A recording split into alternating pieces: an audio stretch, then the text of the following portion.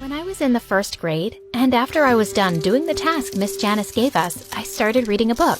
The teacher looked at me through her thick glasses. "What are you reading? Show me." I slowly pulled out the book from my lap. "You're reading Shakespeare sonnets?" I'm sorry, miss." "When did you learn to read this?" "When I was 4.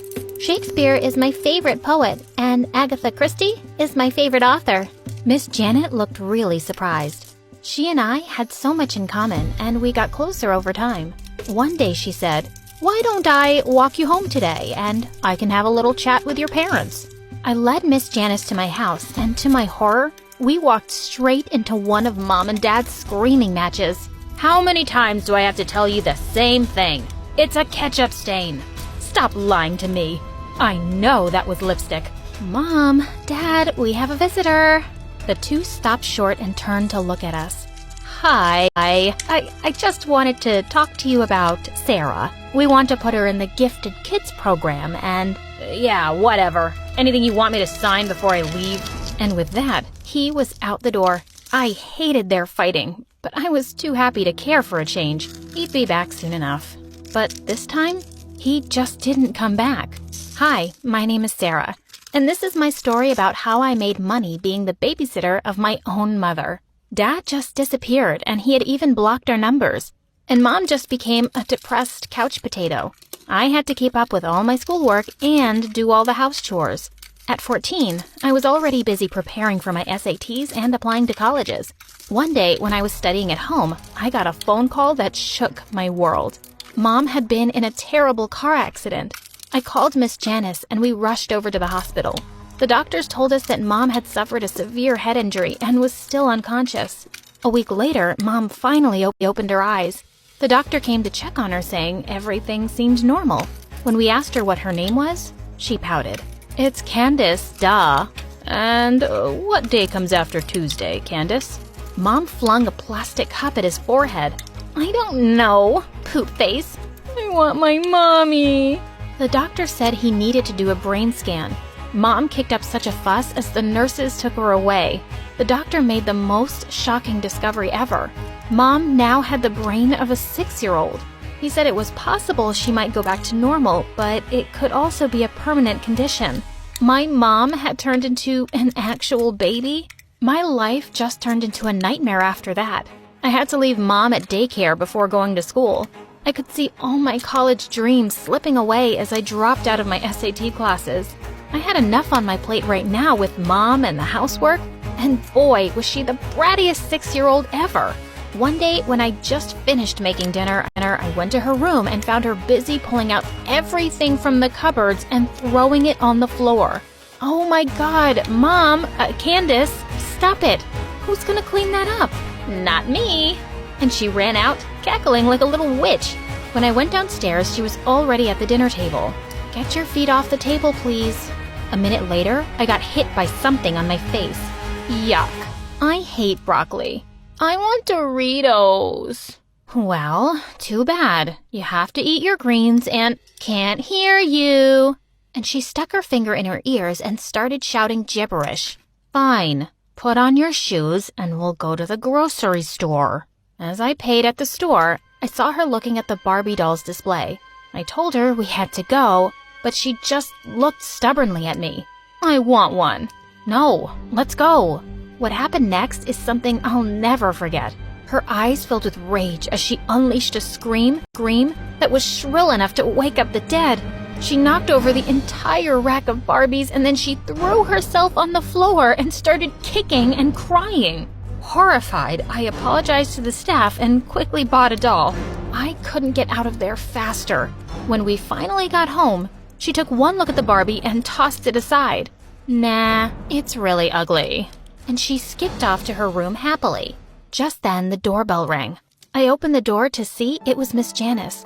The minute I saw her, I hugged her and started crying. "I can't do this. I can't be my mom's mom." I told her I wanted to sell Mom. I would just post it online, "Mom for sale." Miss Janice just laughed and hugged me tight.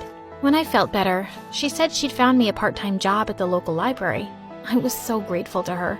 But soon enough, I discovered the worst thing about being an adult. paying bills every month. How was I going to pay for everything being a library assistant? That evening, I stopped at an ATM and withdrew the last $100 I had. I almost threw away the receipt without looking, when suddenly, I froze. I stared at my account balance. $13 billion.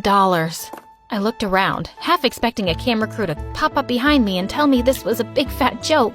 I ran back home and logged onto my computer to check again. Someone had anonymously sent me $13 billion. When Miss Janice came to visit me, I told her about the money. I asked her if I should tell the bank because it was clearly a mistake, right? No one sends someone $13 billion by mistake, love. Seems like you've got a mystery guardian angel. It's yours to enjoy. And enjoy it I did. The first thing I did was hire a chef, a maid, and a nanny for Mom. I'd now come home from school to a clean mom, folded laundry, a clean house, and fancy food on the table. I started my SAT classes and college applications again. I could go to any university now and take Mom and the nanny with me. One day, I walked into the lounge to find Mom watching Frozen for the millionth time. When she saw me, she ran over to me excitedly. I want to be Princess Elsa on my birthday. Look, I'll show you these birthday parties on YouTube. Looking at my mom's eager face, I just couldn't refuse. I hugged her and said she could have anything she wanted. I threw her a grand birthday party and invited the whole neighborhood. Mom made a special entrance in an actual carriage. She almost tripped on her flowing blue dress as she stepped out. I could see all our neighbors staring and snickering. Sometime later, I went to the bouncy castle to look for Mom and saw her in a corner crying, while the other kids shouted, "What are you doing here, you weirdo? You're a grown-up. You look so stupid and ugly." I just wanted to be Princess Elsa. I climbed onto the bouncy castle and snatched the tiara from the mean girl. No one talks to my mom like that. Come, Mom. We are going to cut the cake now. As Mom excitedly blew the candles, I made a silent wish too. Please, let Mom be normal again. When everyone had left, Miss Janice turned to me, smiling. You did a good thing for your mom. She looked really happy. You should sometimes be a kid and have fun too. She was right. When the weekend came around and my classmates invited me to a party, I didn't turn them down. Just as I was ready to head out, I found out that my babysitter had bailed on me. I didn't know what to do, so I decided to take Mom with me. My mom threw a tantrum the moment I arrived and wanted to go home. Everyone was staring and laughing at us. I grabbed my mom by the shoulders and yelled at her to shut up. She looked at me with tears in her eyes, and then she burst out crying. I felt sorry immediately and hugged her, and we went home. I had enough money to move out and settle down in another town where I could attend college. Miss Janice was sad that I was leaving. I bought a mansion that was especially made for toddlers and included all kinds of games. On my first day at college, Mom cried so hard and didn't want me to leave her with the nannies and the servants. But I put my hands around her face and kissed her forehead. You will be just fine, Mom. But I was wrong. 2 hours later, I got a phone call and knew that Mom had hit her head again. She was in a coma for 2 days. The doctor said that part of my mom's brain still thought she was an adult.